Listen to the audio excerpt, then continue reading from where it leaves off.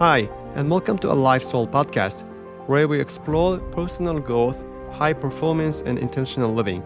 I am Wasim Balani, and I believe life isn't just about getting through the day, it's about becoming fully alive in everything we do. Through my journey, whether in medicine as a heart rhythm cardiologist, cycling and running, or personal development, I've learned that success isn't just about reaching goals, but about who we become along the way. This podcast is here to inspire and challenge you to push your limits, cultivate discipline, and live with purpose. Join me each week as we dive into ideas, reflections, and practical strategies to help you grow into your best self. So let's get started.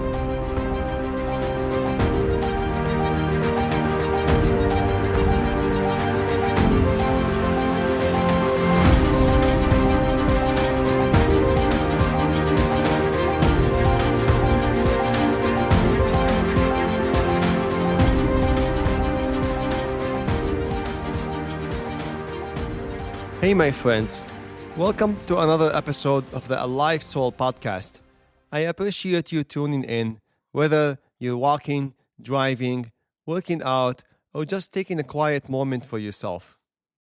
Today's episode is about a question I frequently get asked. Man, how do you have time for all that? I've heard it many times, and maybe you've said it too. People see me being very productive, whether that's in working out, writing my blog post, or producing my podcast. And they ask me, how do you have time to do all that? Or someone might say, I don't have time to do what I feel like I should be doing. And my answer to them usually is, it's not about having more time, but it's about using my time more efficiently. And don't get me wrong, a lot of these people are already very productive, and they're carrying so much already. They can't imagine adding one more thing. But here's the truth. That used to be me. I used to look at people who were consistent and productive and think, they must have more time than I do. Their life must be easier. Maybe they don't have as many responsibilities. But over the years, I've learned something important. Most people aren't successful because they have more time. They're successful because they use their time differently. See, it's not about having a perfectly open schedule. It's about having clarity, knowing what matters the most, and protecting time for it. So if you've ever felt like you're constantly rushing, that there is never enough time in the day, that your dream, your health, your peace of mind keep getting pushed to later, this episode is for you. We're going to unpack and bust the myth of not having enough time. Talk about what we're really saying when we use that phrase, and I'll share what helped me reclaim time and be more present, not just productive. Because once you understand this shift, you realize you don't need more hours. You just need to own the ones you already have. So let's dive in. So let's start with that core belief that keeps so many of us stuck. I don't have time. It sounds so true when we say it, doesn't it? It feels like a fact, like gravity. We're busy, we've got jobs, responsibilities, families, appointments, errands. Life is full. But here's what I've realized. And maybe you've started to notice it as well. This phrase isn't really about time. It's about what we've allowed to take up our time, consciously or not. Let's get something out of the way. We've all had the exact same number of hours in a day. Every single person you admire, whether it's a marathon runner, an author, a business owner, or just someone who seems grounded and present, they don't have extra time stashed away somewhere. What they do have is intention and clarity about how to use their time. Now, that doesn't mean they're perfect. It just means they've learned to say, this matters to me, so I'm going to make time for it. Even if it's messy, even if it's just a few minutes a day. And let me be honest with you. I used to have the same mindset of I don't have time. Few years back, I used to be busy and my schedule was really full. Work was demanding, family responsibilities, and inside, I had this growing list of things I said I wanted to do. But day after day, none of them happened. And I kept telling myself the story of, it's not that I don't care, I just don't have time. But then I started noticing, I had time to scroll on my phone, I had time to watch a show at night, I had time to reply to every text and email within a few minutes. And slowly I started to wonder, is it really that I don't have time? Or is it that I'm not owning where my time is going. And that was the shift.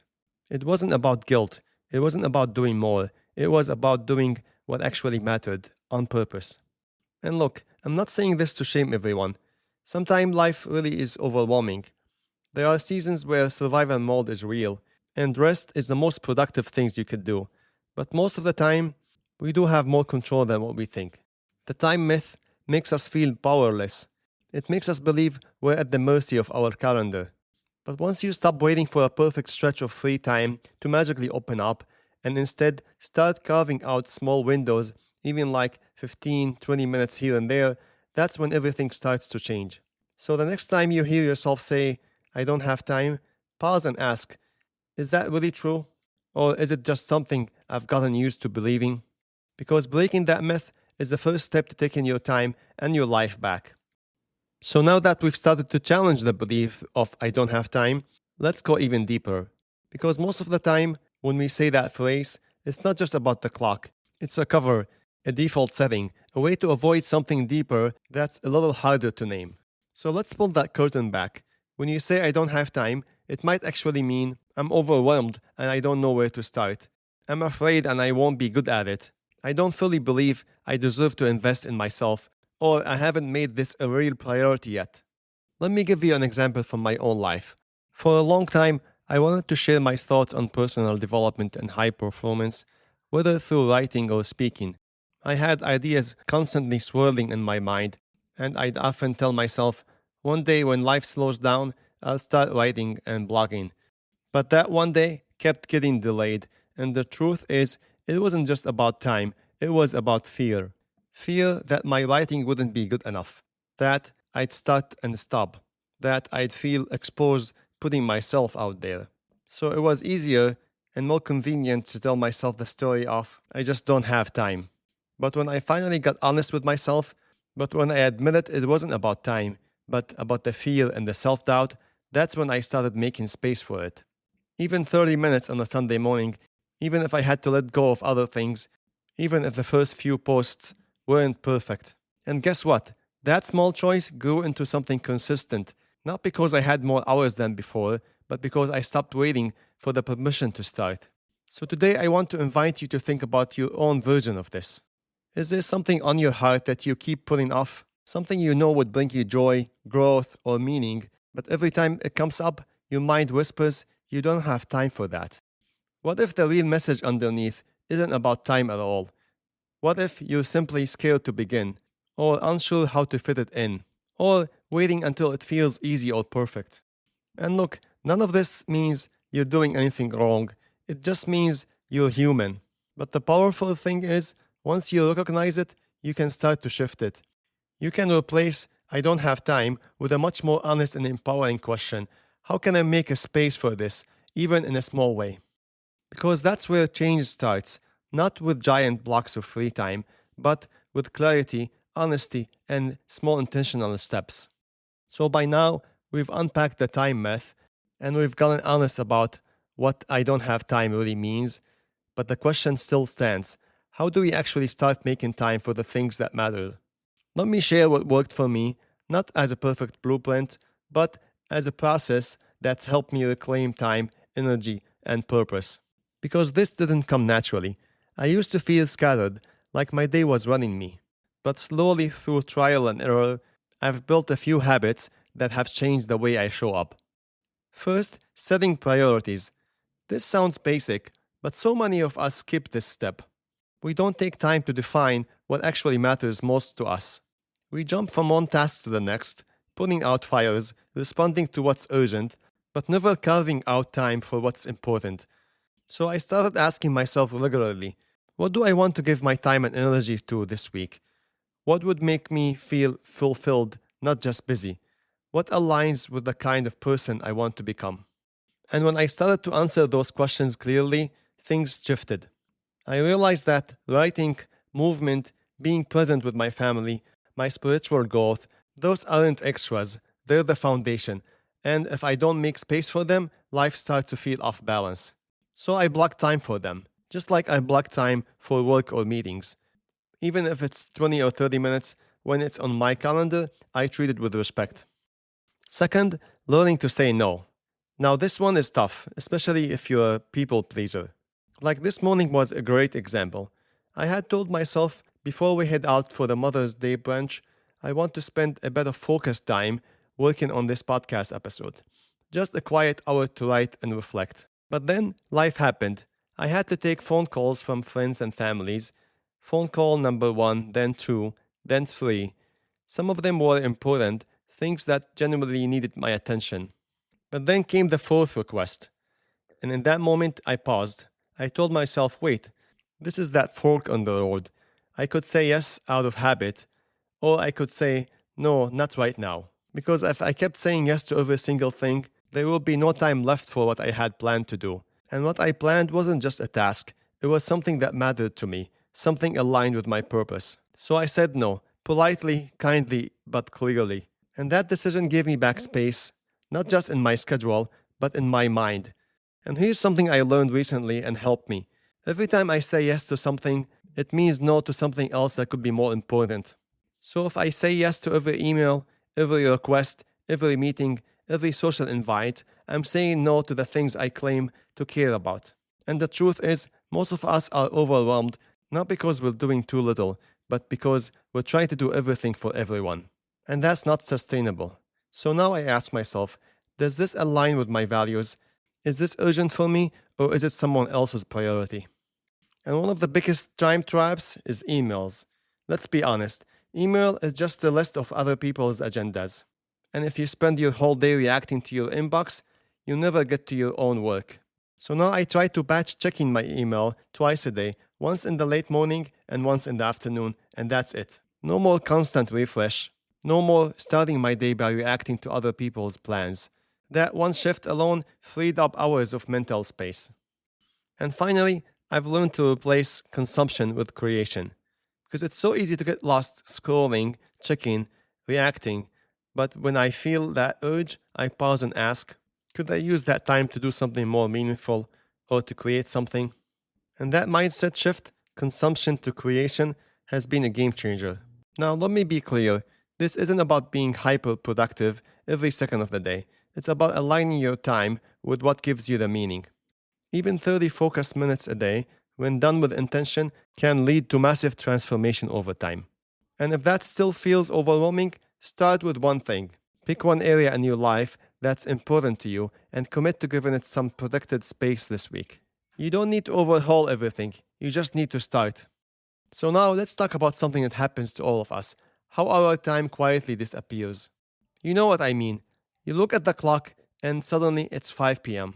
And you're wondering, where did the day go? You were busy all day, but somehow you didn't get to do the things you actually wanted to do. And that's what makes time feel so slippery. It's not that we don't have it, it's that it gets eaten up by tiny invisible things. I've started paying closer attention to that in my own life, and what I've noticed is a lot of time goes to things I didn't really choose. Moments where I'm jumping between notifications, checking WhatsApp just because I got a notification popped up on my phone, opening an email and suddenly falling into a rabbit hole of 12 replies, or picking up my phone for just a second and suddenly 20 minutes are gone. And I know I'm not alone in this. We live in a world that's constantly pulling at our attention. Our time doesn't just disappear, it gets chipped away little by little by distractions that don't look like distractions. Now, instead of trying to track every minute, I just try to notice more. Like mid scroll, I'll pause and ask, what I'm actually doing right now. Is this helping me feel more grounded, more connected, or just more distracted? And half the time, I realize I picked up my phone out of habit, not because I needed to. I was just filling a gap, avoiding boredom, or avoiding the thing I actually wanted to work on because it felt a little harder. Another big time drainer is task switching, going from one thing to another, like checking messages, replying to a few emails, jumping back into a project, then getting distracted by a notification. That mental switching costs more time and energy than we realize. And sometimes we say we're multitasking, but what we're really doing is just doing several things poorly. And don't get me started on decision fatigue. You wake up, check your phone first thing, and suddenly you've already made 15 small choices before you've even had your breakfast. That's why doing things like planning the night before or keeping your morning routine simple can be so helpful. And once you start becoming more aware of these hidden time leaks, it's a lot easier to start reclaiming them. Because when you're not clear about where your time is going, you won't be clear about where your life is going either. So now that we've talked about the time leaks and how easy it is to give away our attention without even realizing it, let's talk about how to start taking it back. Because it's one thing to be aware of the problem, it's another thing to actually shift the way we live. And the good news, you don't need a massive overhaul. You don't need to wake up at 4 a.m. or restructure your whole calendar. Most of the time, what you need is just a small window of clarity and intention. So let me give you a few simple ways to start reclaiming your time today. Start with 15 to 30 focus minutes. That's it. Pick one thing that matters to you: your health, your side project, journaling, praying, learning something new, and block off just 30 minutes a day. No distractions, no multitasking, just you and that one meaningful thing. If you can do it in the morning first thing, even better. But honestly, any time of the day works as long as you protect it. And you'll be amazed at what consistent 30-minute sessions can build over time. The other thing you can do is to create little rituals that makes life easier. You don't need to plan every detail of your day, but think about how you can simplify certain parts of it so you don't waste time deciding what to do next. For example, lay out your workout clothes the night before. Write down your top 3 priorities for tomorrow before you go to bed. And keep your mornings distraction-free until you've done one thing that is actually important for you. Small things like that decreases decision fatigue, and that clears space for better focus later on. Another tip is to patch what drains you. For example, instead of constantly checking your inbox or responding to messages throughout the day, try grouping them into 2 or 3 blocks of time. You'll be surprised how much time and energy you save when you're not constantly bouncing between tasks. So put it in a window and give it a boundary. That way, you're in charge of your time, not the other way around. Another under-recognized tip is to add moments of silence and stillness. I know this one might sound strange in a time management episode, but hear me out. Sometimes the best way to gain time isn't by doing more, it's by slowing down. Pause for 5 minutes, breathe, reflect, pray. Those moments ground you, reset your focus, and help you return to your day with more clarity. Because what you don't want to is to be efficient at the wrong things. And lastly, give yourself grace. There will be days when the plan falls apart, when interruptions come, when you forget to block time or end up scrolling endlessly. That's okay. The goal is not perfection, it's awareness, it's progress. Just notice it, reset, and try again the next day. Because the more you practice this, the more you realize you do have time. You just have to choose it one step at a time. So as we bring this episode to a close, I want to leave you with this thought. If you've been walking around with the feeling that there's just never enough time, if you've been putting off the things that matter, your health, your growth, your peace, because life keeps getting in the way, you're not alone. But here's what I've come to believe. You don't need more time. You need to make different decisions with the time you already have. That doesn't mean squeezing more into an already packed schedule. It means getting really honest with what really matters to you, and then being bold enough to protect it. For me, that started with noticing where my time was going, noticing how I said yes out of habit, guilt, or pressure, noticing how much time I gave away to things that didn't really move the needle or nourish my soul. And then slowly it became about choosing to block off time for what fuels me, choosing to say no to things that pulls me off track, even when it's uncomfortable, choosing presence over distraction, meaning over noise. And that shift wasn't instant. It came in moments, little decisions, saying no to a fourth phone call because I'd promised myself one quiet hour to write, turning off notifications and turning back to my goals, letting go of the idea that later would somehow give me more time than now. And if you take one thing from this episode, let it be this. You're not a victim of time, you're a steward of it. And how you spend it, moment by moment, is shaping who you are becoming. So if you've been saying, I don't have time, maybe today is the day you change the script. Start small, take 20 minutes, protect it, honor it. Use it to move closer to something that matters, something that brings you joy, growth, connection, and peace. Because once you do, you start to see you don't need more time. You just need to take ownership of the time you already have. That's it for this episode, my friends. And if it resonated with you, please share it with people around you because we all grow better when we do it together.